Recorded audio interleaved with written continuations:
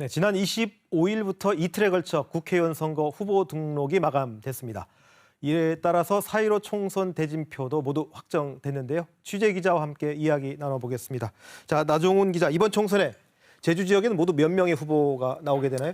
네, 제주 지역 3개 선거구에는 모두 15명의 후보가 등록했습니다. 평균을 내보자면 5대1의 경쟁률인 셈인데요.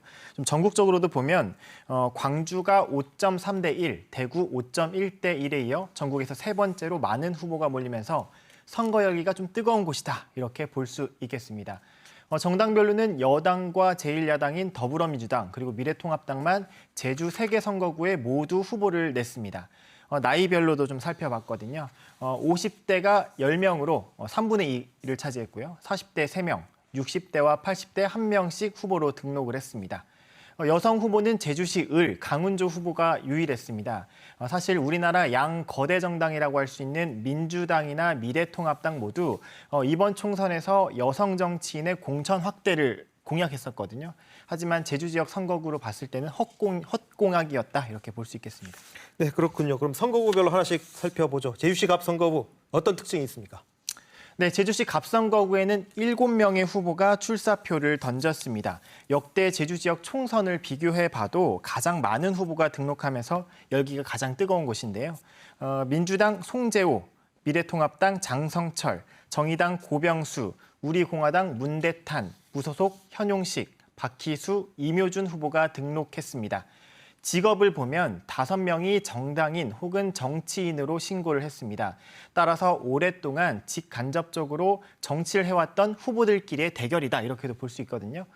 그래서 다른 선거구에 비해서 상대적으로 검증된 후보들이다, 이렇게 볼 수도 있겠습니다.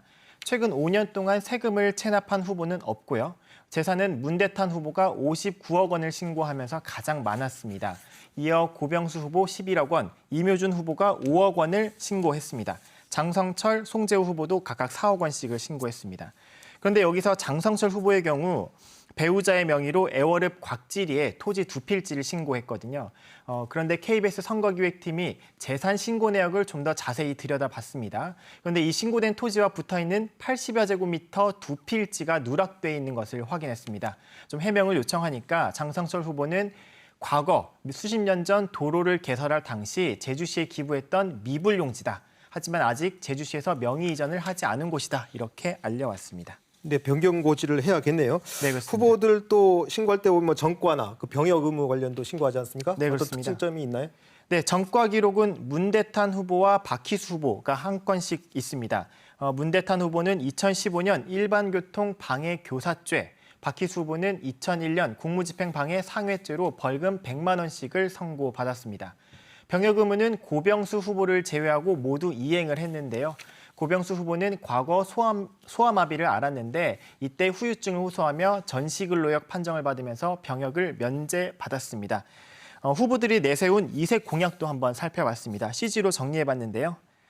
네, 송재우 후보는 제주 고유 자원을 활용한 제주형 제조업 육성을 이색 공약으로 소개했고요. 장성철 후보는 정기적인 주민과의 대화의 장을 마련하겠다, 이거를 최우선 공약으로 꼽았습니다. 고병수 후보는 어린이 병원비 연간 100만 원 상한제를 제시했고요. 박희수 후보는 청년 서민 공동주택 용지 정부 제공을 통한 반값 아파트 실현을, 문대탄 후보는 신제주에 있는 군부대 이전, 이묘준 후보는 제주와 북한 간의 경제협력 강화, 현용식 후보는 배심원 결정을 판사가 번복하지 못하도록 하는 국민참여재판 보완을 내가 이것만큼은 다른 후보와 다른 공약이다, 이렇게 소개를 했습니다. 네, 저 공약 모두 이행됐으면 좋겠네요. 네, 그렇습니다. 자, 제주시 갑 선거 가장 뜨거운 선거구인데 관전 포인트 뭐가 있을까요? 네, 제주시 갑선거구는 더불어민주당의 전략공천으로 범여권인 진보 전형이 분열돼서 혹은 쪼개져서 치르는 선거가 될 전망입니다. 그동안 진보 진영에서는 강창일 의원을 중심으로 뭉쳤었는데, 그리고 보수 진영은 매번 후보 단일화에 실패하면서 민주당에게 16년 연속 고배를 마셨었거든요. 하지만 이번 선거만큼은 양상이 조금 다릅니다. 진보 진영에서는 송재호, 고병수, 박희수 후보가 나서고 있고요. 보수 진영은 상대적으로 장성철 후보를 중심으로 뭉치는 모양새입니다. 다른 선거구에 비해서 많은 후보가 도전장을 내민 만큼 분산되는 표심을 어떻게 한쪽으로 모을 수 있을지가 이번 선거의 승패를 가를 분수령이 되지 않을까 싶습니다. 네, 갑은 그 정도로 하고 제주시 을로 가보죠. 5명이 등록했죠? 네, 그렇습니다. 5명의 후보가 등록했습니다. 더불어민주당 오영훈 후보, 미래통합당 부상일 후보, 민중당 강은주, 국가혁명배당금당 전윤영, 한나라당 차주홍 후보입니다. 제주시 을선거구의 특징은 국가혁명배당금당 전윤영 후보를 제외하고 모두 선거에 출마한 경험이 있다는 겁니다. 오영훈 후보는 도의원 선거와 국회의원 선거 등 모두 4차례 입후보했었고요. 부상일 후보는 국회의원 선거 2차례, 강은주 후보는 도의원 비례대표 2차례, 한나라당 차주홍 후보는 국회의원 선거에 1차례 출마했던 경험이 있습니다. 이렇게 보면 사실 이 후보들은 선거는 알 만큼 아는 후보들이다 이렇게 말할 수도 있겠죠. 재산 내역도 한번 살펴봤는데요. 재산은 부상일 후보가 9억 원을 신고했고요. 오영훈 후보는 4억 원, 차주홍 후보 3억 원을 신고했습니다. 전윤용 후보는 제주 출마자 가운데 유일하게 9천만 원가량의 빚이 있다고 신고했습니다. 때문에 세금도 1천만 원 정도 체납된 것으로 신고가 돼 있습니다. 전과 기록도 한번 살펴볼까요? 오영훈 후보는 과거 집회 시위에 관한 법률 위반으로 징역형을 선고받았었고요. 전윤용 후보는 상해 폭행죄로 벌금 100만 원을 선고받았습니다. 차주홍 후보는 근로기준법과 노동조합법 위반 등으로 제주에서는 가장 많은 7건의 전과 기록을 신고했습니다. 네, 자 제주시 을 후보들 주요 공약도 한번 점검해 주시죠. 네, 후보들이 내세운 1호 공약을 취지로 정리해봤습니다.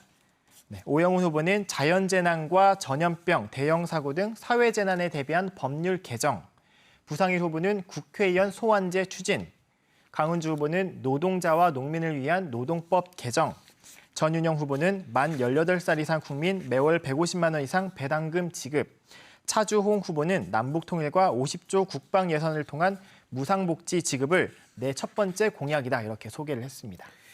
네, 자 제주시 을 선거구에서는 어떤 점에 우리가 포인트를 두고 봐야 할까요? 네, 제주시 을 선거구에 나선 후보들은 무소속 출마자가 없습니다. 네, 그렇네요. 따라서 이번 선거의 성격을 정당 대결이다 이렇게 볼 수도 있을 텐데요.